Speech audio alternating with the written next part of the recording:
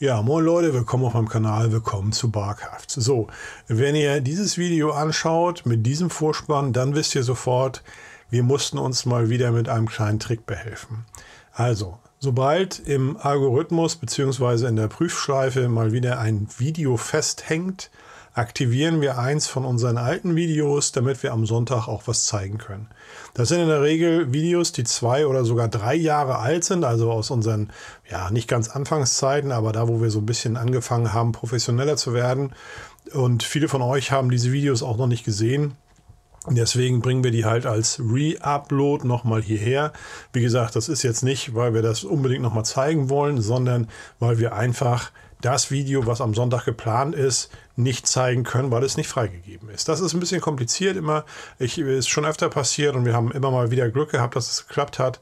Wenn es jetzt dieses Video ist und ihr werdet immer mal wieder eins sehen mit genau diesem Vorspann, dann meint natürlich nicht nochmal einen extra Vorspann, dann wisst ihr genau, oh, da kommt was wir schon mal gesehen haben oder was vor 2, 3 Jahren gezeigt worden ist.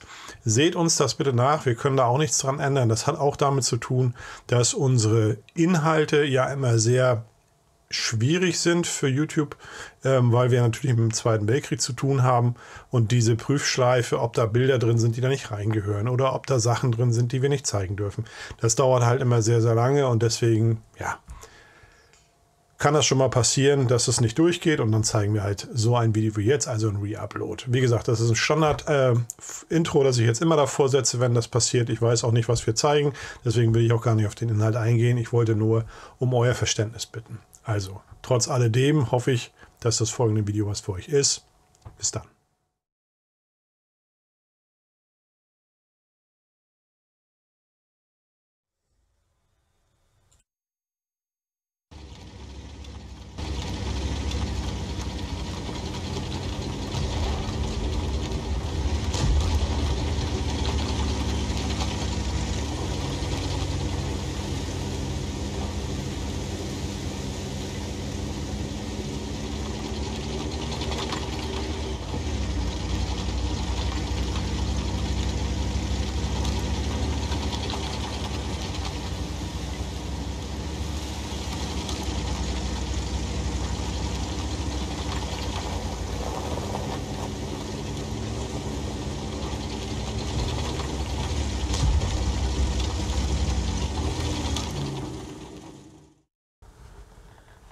Die letzten Tage dieses Krieges führten mich als Kompaniechef mit meiner Panzerkompanie der Jagdtigerabteilung 512 in den Iserlohner Bezirk.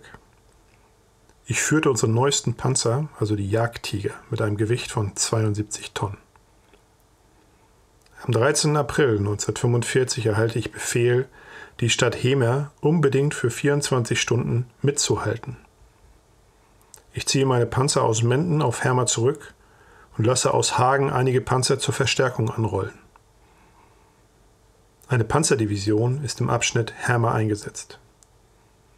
Der 13. April verlief völlig ruhig. Bei Feindberührung am 14. April beginnt das Chaos.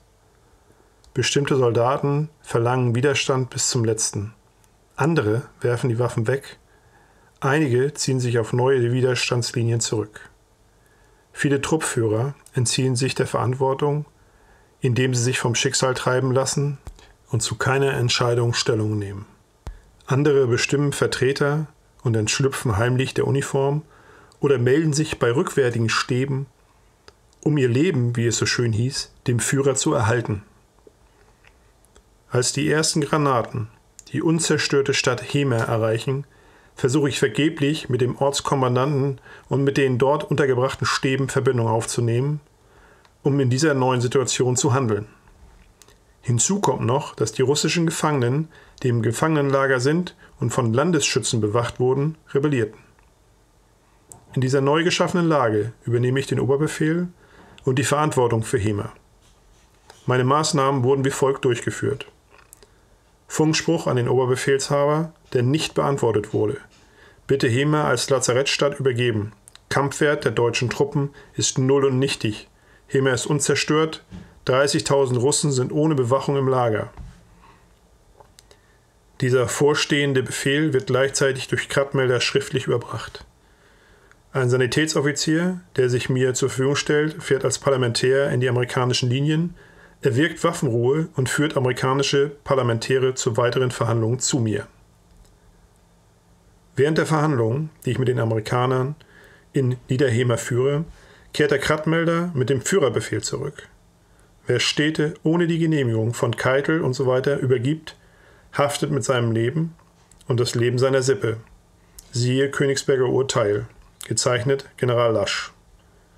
Ergebnis unserer Verhandlungen: Die Amerikaner übernehmen sofort den Bezirk Hemer-Westig. Zweitens. Die in diesem Raum eingesetzten Truppen werden sofort entwaffnet und begeben sich in Gefangenschaft. Drittens. Meine Kompanie erhält freien Abzug auf Iserlohn. Viertens. Auf meine persönliche Bitte hin wird ein amerikanischer Offizier als Parlamentär in Begleitung meiner Kompanie-Truppführer zum Oberbefehlshaber und zum Kommandanten nach Iserlohn entsandt, der die Übergabe des gesamten Kessels mit der Stadt Iserlohn fordert. Der Parlamentär wird von der deutschen Dienststelle abgewiesen. Nach Rückkehr des Parlamentärs fahre ich jeden Abend mit meiner Kompanie nach Iserlohn. Ein amerikanischer Offizier begleitet mich durch die amerikanischen Linien und gibt mir somit weitere 30 Minuten Waffenruhe. Auf der Höhe der Hemer Hart durchfahren wir die neue deutsche Widerstandslinie. Meine Panzer bleiben außerhalb der Stadt, also Richtung Iserlohn-Hemer, Iserlohn-Westig. Am selben Tag fällt die Stadt Hagen. Meine dort eingesetzten Panzer erhalten von mir den Befehl, sich über Hohenlimburg auf Letmathe abzusetzen. Nach Ablauf der Waffenruhe belegt der Amerikaner das Gebiet der Iserlohner Heide mit starken Feuerüberfällen. Die Stäbe, die hier noch ein ruhiges Quartier haben, werden sehr nervös.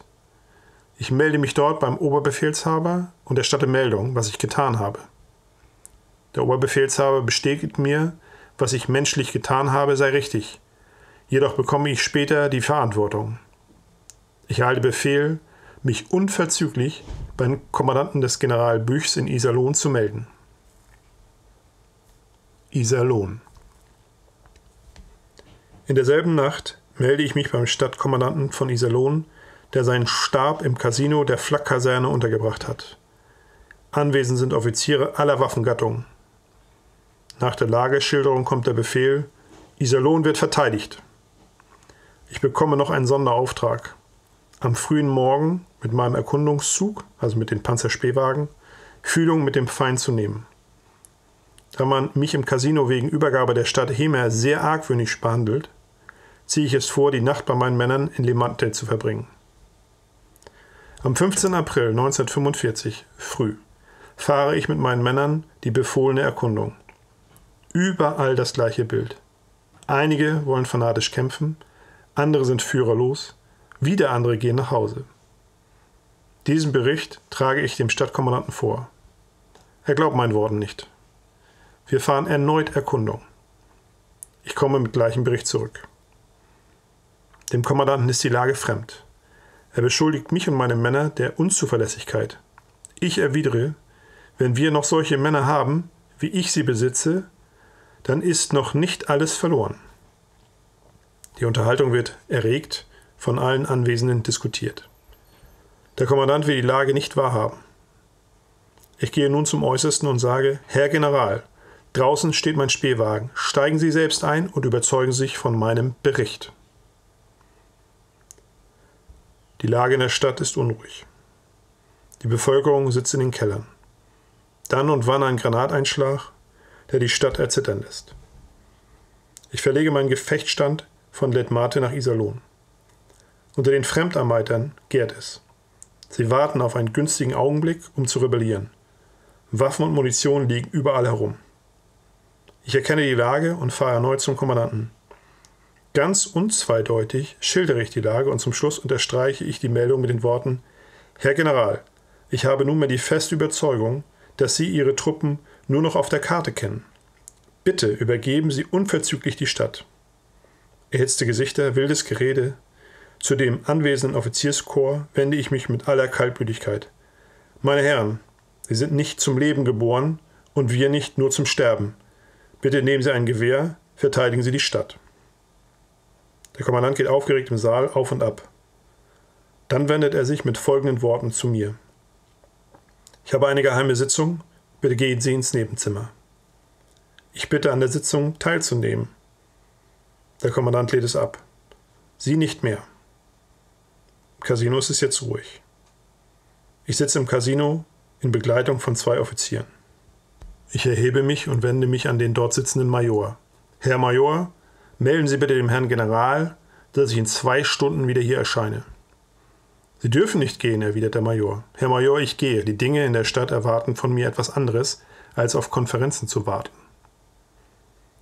Termingemäß erscheine ich nach 2 Stunden im Casino. Zu meinem persönlichen Schutz habe ich 2 weitere Panzerspähwagen mitgebracht. Die Lage ist hier ganz verändert. Das Casino ist fast leer. Einige alte Stabsoffiziere erklären mir, dass der Kommandant mich bereits sucht, um mit mir die Lage zu besichtigen. Es war gelogen. Er soll sich unten in der Stadt befinden. Ich donnere durch die Stadt. Nirgends hat man einen General oder einen Stab gesehen. Nochmals fahre ich ins Casino. Der General mit seinem Stab ist nicht anwesend. Die Dunkelheit senkt sich über Iserlohn. Die alten, zurückgebliebenen Stabsoffiziere befürchten, dass der General in Gefangenschaft geraten sein könnte und streiten sich, wer der neue Kommandant ist. Ich erkläre ihnen kurz, Iserlohn wird übergeben. Gegen Mitternacht erreiche ich mein Quartier. Meine altbewährten, in vielen Schlachten erprobten Panzerkommandanten lasse ich rufen. Es erfolgt die Lagebesprechung. Nüchtern und klar, der Wahrheit entsprechend, schildere ich die Lage. Die Stellungnahme meiner Männer ist wie folgt.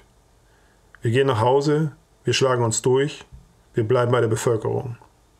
Bestimmen Sie, was werden soll. Sachlich und bestimmt gebe ich etwa im Folgenden meinen Entschluss bekannt. Das Chaos wird nach dem Bekanntwerden der Flucht der verantwortlichen Offiziere unausweichlich sein. Jeder wird jeden erschießen. Ich habe den festen Willen, morgen früh bei Tagesanbruch persönlich in die amerikanischen Linien zu fahren, um dort um Waffenruhe zu bitten. Anschließend einen verantwortlichen General zu holen, der dann den Kessel übergibt. Notfalls werde ich diesen Schritt selbst unternehmen. Da ich nun von Übergabe spreche, hat nach altem Waffengesetz jeder von euch das Recht, die Führung an sich zu reißen. Ich bin dann dessen Gefangener. Er ist für das Kommende allein verantwortlich. Tief bewegt, solche Worte aus dem Munde ihres Kompaniechefs zu hören, erheben sich meine altbewährten Recken, geben mir die Hand und sagen einstimmig, wer uns 6 Jahre angeführt hat, wird uns auch in den letzten 6 Stunden führen. Meine Befehle und Anordnungen, die von meinen Männern restlos durchgeführt werden, sind folgende. Alle Männer bleiben auf ihrem Posten. Dem Kampf wird schrittweise ausgewichen. Spähwagen und Spähtrupps patrouillieren ununterbrochen durch die Stadt, um Ruhe und Ordnung aufrechtzuerhalten. Der Bürgermeister ist zu mir zu schaffen. Verbindung mit anderen Truppen wird aufrechterhalten. In Dithmarte wird bei Feindberührung der Kampf unverzüglich eingestellt. Der Funktruppführer setzt alle 20 Minuten folgenden Funkspruch blind ab. Lage in Iserlohn hoffnungslos. Versuche bis früh durchzustehen. Beabsichtige, Stadt zu übergeben. Erbitte weitere Befehle. Der 16. April 1945. Ein warmer Frühlingstag. Wendet das Schicksal der Stadt. Meine Männer haben meinen Spähwagen mit weißen Tüchern bedeckt. Ich besteige den Wagen und setze mich außerhalb auf das Vorderteil des Wagens. Mein treuer Kompanietruppführer ist mein Begleiter. Ich erreiche die amerikanischen Linien und werde zum Divisionskommandeur in der Nähe des Seilersees geführt. Dieser ist mit den Angriffsvorbereitungen auf Iserlohn stark beschäftigt. Er fragt, was ich will. Ich erkläre ihm, dass ich als Parlamentär aus der Stadt komme und dass ich hiermit um Waffenruhe bitte. Der Kommandeur lehnt ab, weil man sein Angebot von Hema aus abgeschlagen hat. Man will mich in Gefangenschaft führen. Entrüstet nehme ich hiergegen Stellung und frage, ob er es auf sein Gewissen nehmen will, einen wehrlosen deutschen Offizier, der zu ihm als Parlamentär kommt, in Gefangenschaft abzuführen. Der Kommandeur wechselt mit mir die Blicke, dann fragt er, sind Sie Herr Ernst? Ich antworte, jawohl, da bin ich. Gut, ich gebe Ihnen die Waffenruhe. Formalitäten erfolgen. Ich muss mich bis zum Schillerplatz zurückziehen. Die Waffenruhe tritt sofort in Kraft. Ablauf der Waffenruhe 12 Uhr. Letzte Verhandlung 11:30 Uhr im Rathausgebäude. Ich verpflichte mich, einen General zu holen, der den Kessel übergibt. Ich bekomme Freifahrt, auch außerhalb des Kessels. Der amerikanische Oberst schickt Sanitätspersonal, um unsere Verwundeten zu verbinden. Bei allen noch kämpfenden Einheiten lasse ich sofort die Waffenruhe verkünden. Mein Weg führt mich zum Oberbefehlshaber in die Iserlohner Heide. Er ist bereits ein Gefangener. Es erfolgt ein kurzer Wortwechsel. »Was macht Iserlohn?« fragt der Oberbefehlshaber. »Iserlohn steht«, ist meine Antwort. Ich bitte um Befehl. Ich habe Ihnen keine Befehle mehr zu geben. Ich bin ein gefangener General. So werde ich unverzüglich die Stadt Iserlohn selbst übergeben. Tun Sie es bitte. In der Zwischenzeit hat mein Stellvertreter zu der geplanten Übergabeverhandlung sich um einen Dolmetscher bemüht und wartet von meinem Quartier auf mich. Leutnant Rondorf, mein Kompanietruppführer, und der Dolmetscher, ein verwundeter Offizier, der am Stock geht, fahren zum Rathaus. Der amerikanische Divisionskommandeur ist mit seinem Stab bereits anwesend. Einige Herren der Bürgerschaft, ein Polizeimajor und einige Polizeibeamte stehen abseits. Wir wechseln keine Worte, denn ich weiß, das Kommende trage ich allein. Die Übergabeverhandlung beginnt. Wir nehmen Platz am Konferenztisch. Mir gegenüber, an der Stirnseite des Tisches, sitzt der amerikanische Divisionskommandeur. An der Längsseite sitzen die Dolmetscher. Links neben mir steht mein Kompanieoffizier, rechts von mir mein Kompanietruppführer. Ich lasse durch meinen Dolmetscher übersetzen, dass der verantwortliche General der Stadt geflohen und der Oberbefehlshaber des Kessels bereits in Gefangenschaft ist. Man befragt mich, ob ich der Kommandant der Stadt sei. Das muss ich verneinen und erkläre, dass ich die Führung an mich gerissen habe und somit auch bereit sei, die Verantwortung zu tragen. Man fragt mich nach der Kampfstärke. Die Zahl kann ich nicht angeben, schätze sie aber auf etwa 20.000 Mann. Im weiteren Verlauf treten folgende Punkte besonders hervor. Erstens, die Stadt Iserlohn hat kapituliert. Zweitens, alle Soldaten außer meiner Einheit legen sofort die Waffen nieder und gehen in Gefangenschaft. Drittens, zur Beruhigung und zum Schutz der Bevölkerung gegen Übergriffe bleibe ich mit meiner Einheit unter Waffen, bis die amerikanischen Truppen die Stadt restlos übernommen haben. Das Aufmarschgebiet für meine Einheit Bahnhofstraße, Rathausplatz. Nach Übernahme der Stadt soll ich mich mit meiner Einheit öffentlich in allen Ehren auf dem Schillerplatz ergeben. Wir erheben uns von den Plätzen. Ich gebe mein Wort, dass ich zu dem Vertrag stehe. Die Übergabeverhandlung ist beendet. Draußen auf den Straßen verkünden es die Lautsprecher. Kurz nach 14 Uhr erscheint ein Befehlsüberbringer, der mich auffordert, mit meiner Einheit zum Schillerplatz zu kommen. Wir fahren im Trauermarsch die Wermingstraße entlang und nehmen Aufstellung auf dem Schillerplatz. Dort steht in bester militärischer Haltung zum letzten Male meine Kompanie. Die Bevölkerung hat trotz der großen Ereignisse noch Zeit für uns und nimmt in tiefer Ergriffenheit regen Anteil an unserem Geschick. Soldaten der amerikanischen Wehrmacht müssen Absperrdienst übernehmen. Der amerikanische Divisionskommandeur erscheint mit seinem Stab und nimmt uns gegenüber Aufstellung. Ich stehe vor der Front und spreche noch einmal mit meinen Männern. Meine Kameraden, über 6 Jahre haben wir zusammen gekämpft. So manche schwere Stunde haben wir gemeinsam getragen. Wenn ich euch stets aufgrund eures Vertrauens mit Erfolg geführt habe, so muss ich euch heute zur Kapitulation führen. Die Kraft unserer Armee ist gebrochen. Was ich tat, habe ich aus dem Triebe des Herzens getan, aus der Vernunft heraus. Ihr seid Soldaten der Ehre, die letzten Kämpfer des Kessels. Seit Tagen löst man sich heimlich hinter unserem Rücken auf und sucht in irgendeiner Form das Weite. Man hat uns betrogen und verlassen. Wenn wir nun heute die Waffen niederlegen und in die Gefangenschaft gehen, so nehmen wir eine Gewissheit mit. Die Stadt und der Bezirk Iserlohn stehen. Das Blut seiner Bürger ist nicht geflossen. Meine Kameraden, ich danke euch für eure Treue und all euren Beistand, den ihr mir stets gegeben habt. Kompanie stillgestanden, Augen rechts. Der amerikanische Kommandeur kommt mit seinen Adjutanten auf mich zu. Ich gehe ihm entgegen und erstatte Meldung. Herr Oberst, ich melde gehorsamst. Die letzten Kämpfer des Kessels, Die Kämpfer von Iserlohn legen den Kampf in aussichtsloser Lage nieder, ergeben sich dem mächtigen Gegner und bitten um ehrenvolle Behandlung. Der Oberst gibt mir die Hand, ich beuge mich, lege erneut die Hand zum militärischen Gruß an, die Übergabe ist beendet. Der Oberst sprach einige Worte der Anerkennung zu mir, ich habe sie nicht mehr vernommen.